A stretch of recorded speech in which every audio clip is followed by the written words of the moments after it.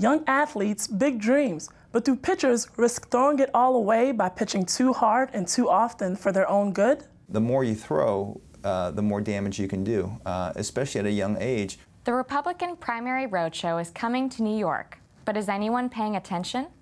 We'll speak with New York One's political anchor, Errol Lewis, about the presidential election. Meet Buddy SCOTTO, the man neighbors call the mayor of Carroll Gardens. Without him, I doubt that we'd ever have an area called Carroll Gardens. A green grocery is coming to the banks of the Gowanus. Will Whole Foods bring wholesale change to this once gritty neighborhood? Funky shirts and cross-cultural puns, Spanish and English blend together. The result? Spenglish. I'm Sarah Pizan. I'm Vincent Balistreri. I'm Sarah Ewald. I'm Lisa Friedman. And I'm Sarah Kazadi. We'll have these stories next on 219 West.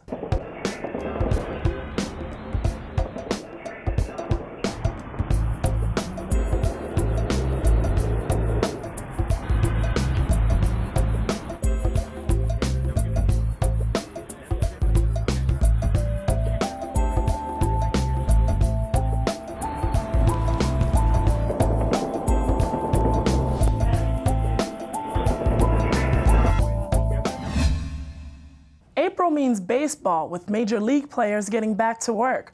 Pitchers like the Mets' Johan Santana and the Nationals' Steven Strasburg are attempting to bounce back strong after off-season surgery on their throwing arms. So was the Yankees' Jabba Chamberlain before he injured his ankle. Many young players who idolize the pros could be facing that same challenge. The pint-sized uniforms and sunshine mean the Little League baseball season is in full swing. My mom always told me school first and then do what you love, which is baseball. And it's finally good to see the weather clear up, and I'm playing now. 11-year-old Gianni DIAZ has been playing since he was 4.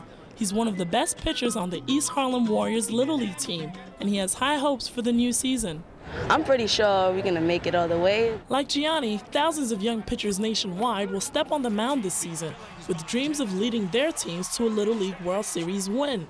But as they pitch, concerns about injuries will be pushed to the forefront. Pitching injuries have soared in the last 15 years, with some surgeons reporting a 7-fold increase in young patients. Pitching 100 innings a year, the equivalent of 11 full games, makes a player 3.5 times more likely to seriously injure his throwing arm and take a trip to the doctor's office. When you throw, you bring your arm back in such an extreme position. Orthopedic surgeon Tony Wanick has seen a sharp increase in the number of young athletes in his operating room. He recently issued a list of safety tips for young players.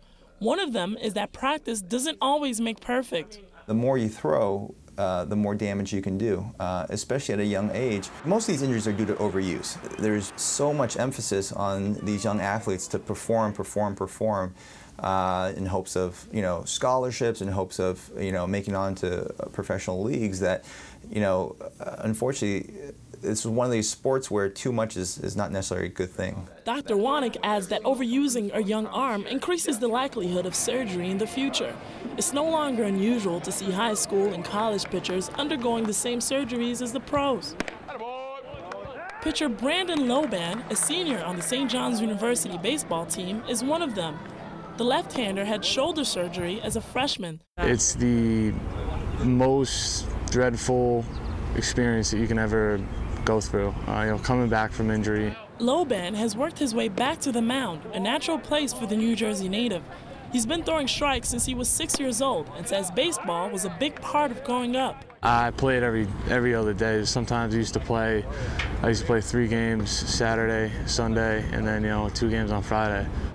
Loban doesn't blame all that early time on the field for his shoulder injury. He says it helped him develop as a player and earn a scholarship. If you're playing right and you're mechanically sound, I think that playing baseball is the only way to get better at it. And my parents did push me to play a lot, which I thank for them, because without that I wouldn't be able to be here where I am right now. Back at the Little Leagues, young pitchers are hoping to play college ball eventually. That's why coaches at the East Harlem Little League hold pitching clinics to stress throwing the ball the right way and limit injuries. If you're not throwing it properly, if you're not using your legs and you're not using the proper mechanics, then you can easily hurt yourself even faster. Over at the Parkchester Little League in the Bronx, plenty of practice time goes to strengthening core muscles and boosting endurance. They need to exercise and loosen up their rotator cuff so that they can perform the task that they're asking their body to do. These coaches are working to protect young pitching arms, but so is the Little League as a whole. To slow the trend of injuries, Little League Baseball implemented this set of pitch rules in 2007. The rules were slightly modified in 2010. They basically limit the amount of pitches a kid can throw and make sure coaches keep player safety first. The pitch count limit varies by age group. Coaches could be suspended for not removing a pitcher after he has reached his maximum. But enforcing the rules can get tricky. Some players play for more than one team, which means they may throw more pitches. Also, a small survey of coaches concluded that many of them did not know all of the pitch count rules. Parkchester coach Dean Ricks says Little League organizations need to screen volunteer coaches carefully to make sure they know the rules and are taking care of their players. Everyone is not a coach. They volunteer. In Little League, we volunteer to coach, but coaches have to be coached in order to be taught what to do and what not to do. In addition to the pitch count, Little League Baseball has strongly advised against young pitchers throwing curveballs, but has not banned them. For years, curveballs have been blamed for tearing up young elbows and shoulders.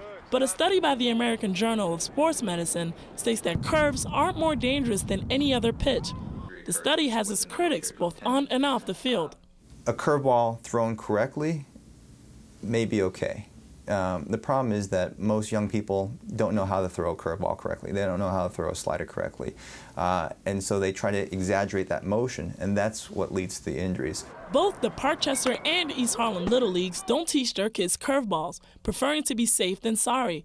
However, many players learn elsewhere. My dad told me how to throw a curveball, but I barely throw it because he told me that when you throw a curveball, it starts hurting your elbows and your shoulders, and you don't want to get hurt there, and that might mess up your career. If they want to make their dreams of playing Major League ball come true, young pitchers will need to avoid career-threatening injuries. To protect their dreams, should curveballs be banned? Are stricter pitching rules needed?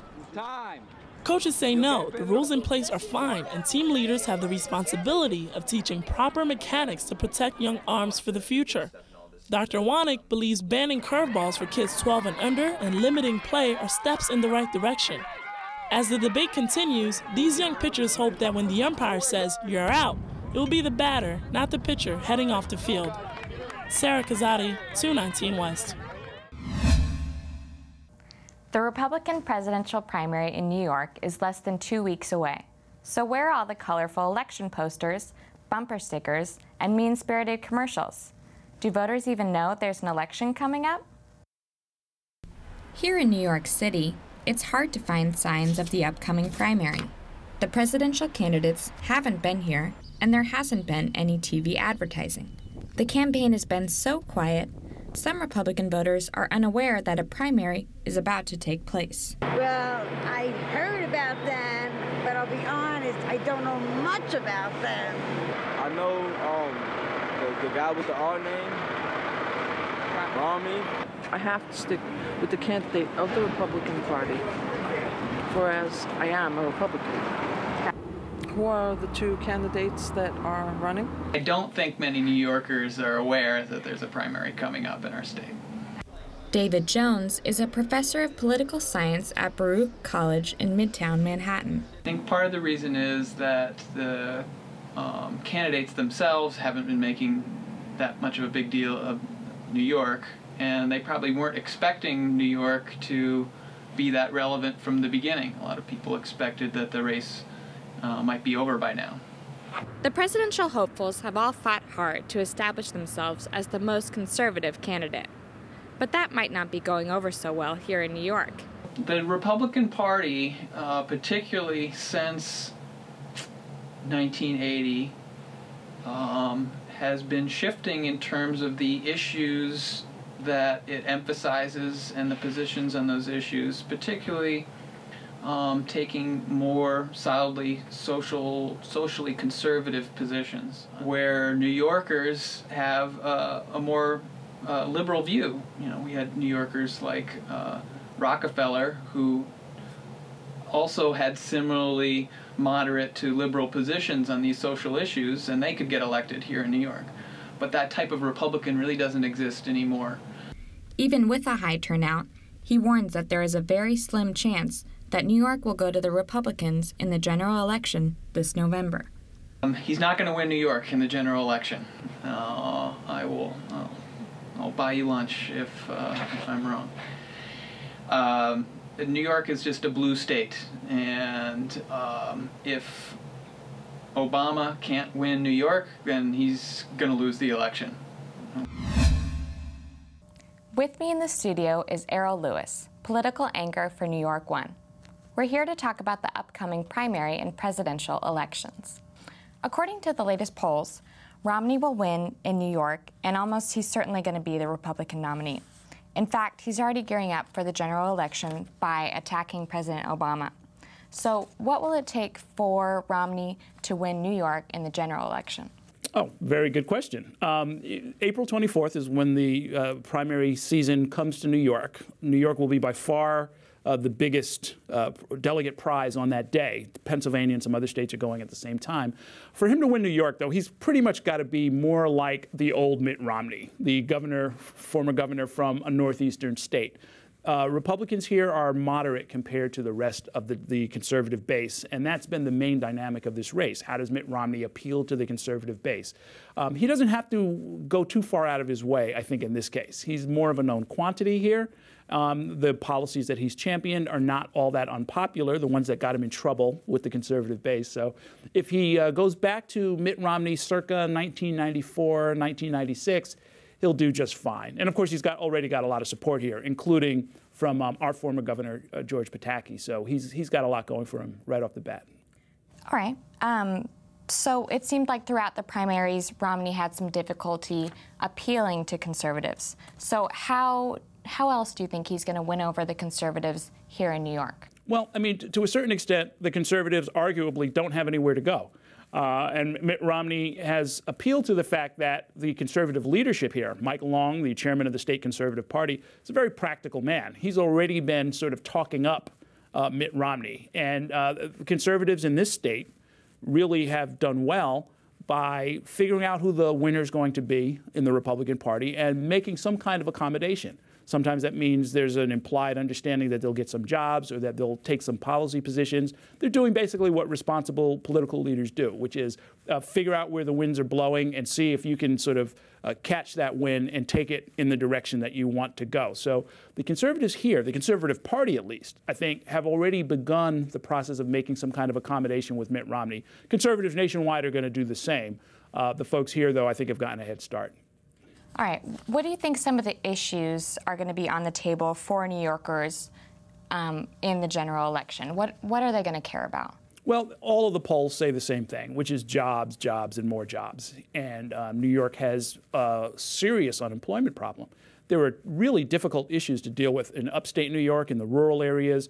The city itself, of course, is still hovering just under 10% unemployment, and much, much higher if you look at certain subgroups like teenagers, inner city kids, and so forth. So there's a real serious problem, and everybody is going to be looking to Washington to get it right, to pull the country and indeed New York State out of this recession that has been so crippling for the last few years. That's going to be the biggest issue by far. There will also be some related issues. I think healthcare is going to be a big question, in part depending on what the Supreme Court does. And then you've got the other perennial issues like education and issues like transportation that are important to New York City. All right, so let's go back to that really quick. So the Supreme Court is due to rule on the mandate in June. How do you think that will play into the election? Well, you know, I've heard a lot of different versions of this. One school of thought holds that if the Supreme Court strikes down the law, it will give the Democrats more of an issue to run on. They'll be able to say, look, this politicized court struck down this important law. We still have got millions of people who need insurance, so give me another term so I can put some better justices on the Supreme Court. The opposite school of thought says that you want to win, and so if the president gets a win from the Supreme Court, so to speak, meaning they let the law go forward, it actually deprives the Republicans of a big issue and lets them go forward, and they really won't be able to say this president's policies are at odds with the Constitution. So it could play out either way. My sense of it, though, is that this administration is really counting on a win from the Supreme Court. They're kind of hedging their bets in case they have to go to war with a negative decision. but I think they're going to really, really count on this being behind them by the time the election rolls around. Well, we'll have to see how it goes. Earl Lewis, thanks so much for joining us in the studio. My pleasure.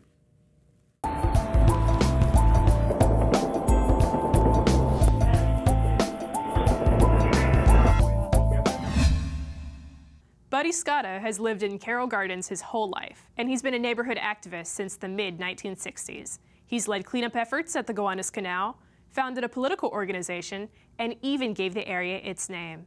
People call him the mayor of Carroll Gardens. Somebody stole the waste paper. I can't believe it. I can't imagine that if you've lived in this neighborhood for any length of time, you don't know who Buddy is, or he hasn't said hello to you on the street and you to him. He is just gregarious in that way, and I think that's what helps make the neighborhood the neighborhood. If they know anybody in the neighborhood and Buddy is walking down the block, one of the older residents will say, "Oh, that's Buddy SCOTTO. He owns the funeral parlors. He's Mr. What do they call him? The mayor of Carroll Gardens." I was born and raised right here, 102 First Place. That's just 2 houses down the block here. And spent my whole life here in actuality until the United States Army got involved. But before that, I grew up as a typical Italian-American in an Italian-American neighborhood. And we were very happy. It was a family-oriented neighborhood. Everybody knew everybody. We all cared about one another. I really got the notion of playing the part of an amateur planner for the neighborhood. In 1964, when I decided to get involved at a community level and become what most people would consider a community activist, I decided what could I do and what was possible to do to improve conditions in the neighborhood so people wouldn't have to flee to the suburbs. Without him, I doubt that we'd ever have an area called Carroll Gardens. Buddy had a dream about renaming the area for the front gardens on the places in the first, second, third, fourth place and a few other places. We went together and worked on getting the maps of the city changed to include Carroll Gardens as a distinct area. We set the boundaries for it. We made people in the area recognize that they lived in Carroll Gardens, and it was a great thing to live there. Primary issue I worked with Buddy on was the cleaning the Gowanus Canal. I guess having had a college education and having had a course in bacteriology, I was a little bit sensitive to the possibility that this body of water that had been part of my neighborhood for my entire life was an important feature here as far as the image that this community had. And did a little bit of research, and once I was able to affect New York City Technical College, Dr. Gene Holker coming down doing water analysis for us, and it became obvious that we had diseases such as typhoid, typhus, and cholera, a virulent strain of cholera in the Gowanus Canal. Obviously, I felt we had to do something about that as a community. We got the resources to begin the cleanup of the canal in 1975, 1976. By the middle 80s, it was already cleaned. And we have now over 100 seniors living just a half a block up from the canal. So the canal is well on its way to being as clean a body of water as you could possibly get anywhere in New York City. He was an environmentalist before there was a word for it. So nobody knew quite what he was doing, but that's what it was. He was planting trees in the neighborhood and hyper-focused on cleaning that canal. The only person that I see taking his place is his daughter, Deborah. I am currently running for district leader in the 52nd. I don't necessarily think he expected it, but I think he's kind of getting a kick out of it. Well, he's still got quite a bit of energy, and I could only hope to have the same. Buddy certainly is getting older, but he's now in his mid-80s. However, I wouldn't try to hand wrestle with him. He's still a pretty tough guy. It's a model for anyone who wants to be a real activist and who's willing to put the time and effort in. A lot of people don't realize how important he has been to Carroll Gardens and continues to be, and I don't think they really will until he isn't. And when I'm dead and buried, the spirit of what we're all about here as Italian Americans, and working as hard as we're willing to work for the betterment of our community, like cleaning up the canal, planting trees, getting affordable housing, getting senior citizens housing, that's going to go on. I'm going to give you an ethnic expression. Forza Carroll Gardens.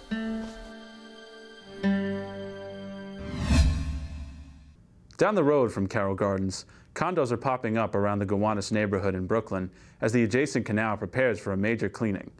But some residents are concerned about the future of the gritty, artistic streets below 4th Avenue.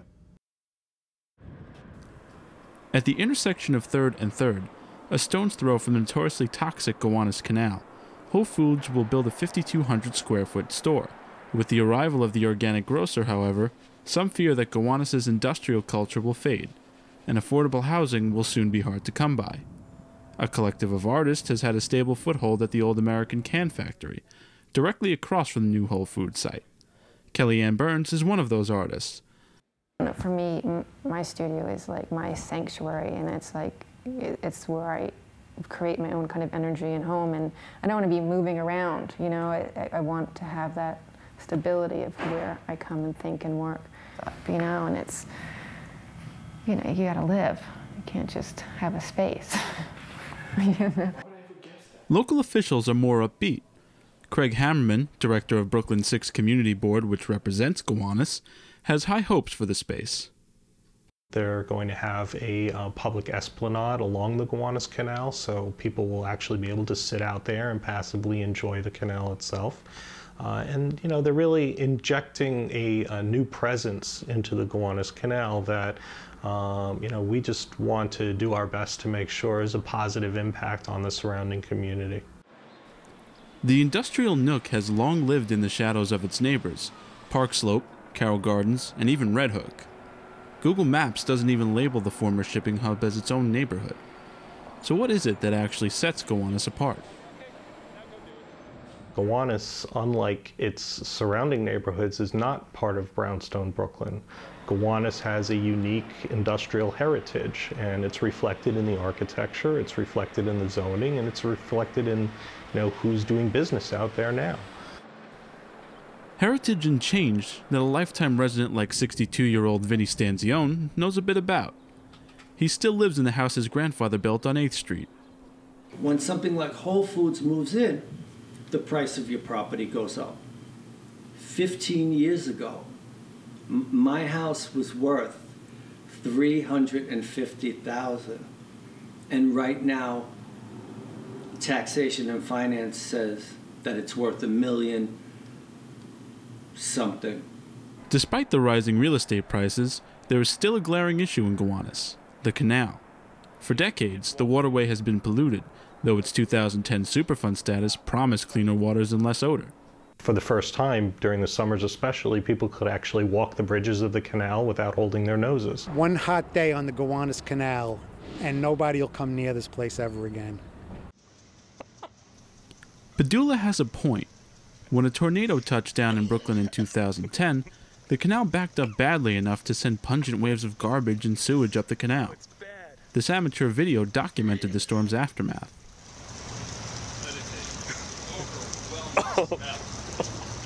Oh, used condom. You should have seen it. This was green. I saw the stripe. Yeah. Oh. Nearly 18 months later, the canal is still an industrial site, and the studios in the Can Factory are still safe. But what happens to artists like Burns when prices spike? I mean, we're not a rich bunch, but we do kind of, you know, I think we add to a neighborhood in the community. You know, 50 years from now, they'll be trying to make it a historic landmark and saying, well, this artist was here and this artist was here, but meanwhile, they were pushed out, you know. because that's the first thing that goes, you know, is the arts. Gowanus could finally be coming into its own financially, but at what price? 10 years ago, we were calling this Park Slope 2 because we wanted to get in on the trend and we wanted to be considered very shishi also. But now, we don't have to do that. We're shishi just being Gowanus. When you see changes like this in an up-and-coming neighborhood, things happen and people have to leave.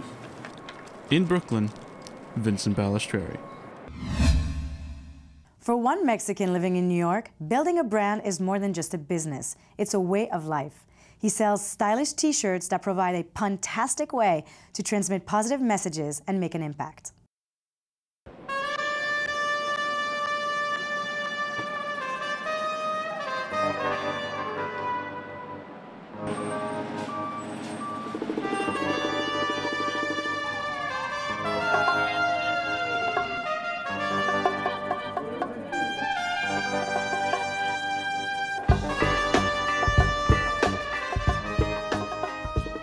Well, the whole idea behind Spenglish is that it's a play of words. I'm basically using English to speak Spanish. It's about selling happiness, pero spicy. Finding a creative way to sell the message of happiness in using all the multicultural backgrounds that I have, which is a combination of Latin culture and American culture. For example, you put the word green and the word go, and it becomes gringo. But at the same time, it also represents going green. You're basically targeting the Latino that speaks fluent English, and it's a very unique humor because it's a combination of old school telenovelas with Saturday Night Live. Spenglish specifically was made to differentiate the cultures amongst Latinos, and the reason why it's been well received is because it's not just another Mexican t-shirt. It's a cultural t-shirt for Latinos, representing all Latinos, not just Mexicans. Spenglish started actually when I was in college in Washington, D.C. in 2006. After Hurricane Katrina, I decided to do a little fundraiser with my friends, made some t-shirts that said, "Do your part." And I gave them away to all my friends in college, created a demand because everybody wanted to wear the cool design that I made. They realized that I had a talent for doing cool t-shirts and creating demand that people didn't know existed. That was my calling, to make t-shirts with a message. So I decided to follow my dream and made my t-shirts happen. You create designs, probably 5 to 10 designs a week. The thing I really like about the t-shirt is, you know, every time I'm wearing one out, people always like stop me on the street and are like, "Oh my God, that's hilarious. Where'd you get that?" Spenglish today has developed more than a t-shirt brand into a complete lifestyle of happiness and cultural awareness. It's very, very much about gratitude, of being grateful, which kind of goes along with awareness, because when you're grateful, you're aware, and then you're happy. Spenglish, always keep smiling. The whole question of being happy and always be happy tagline that Spenglish has and that kind of Simon encapsulates. See new designs coming out, you know, you get a chuckle, and that whole thing really is it's a nice reminder in the day-to-day that puts everything else into perspective, because really that is all that matters, is that you be happy. My ultimate goal with Spenglish is to open retail stores all over the world. More than a retail store, a concept store. The biggest demand in the world. I mean, everybody wants more of happiness and more of love. So the whole point is to find creative ways to deliver messages that are going to add value to anyone's life. Yellow makes me happy. Yeah, it just makes me smile.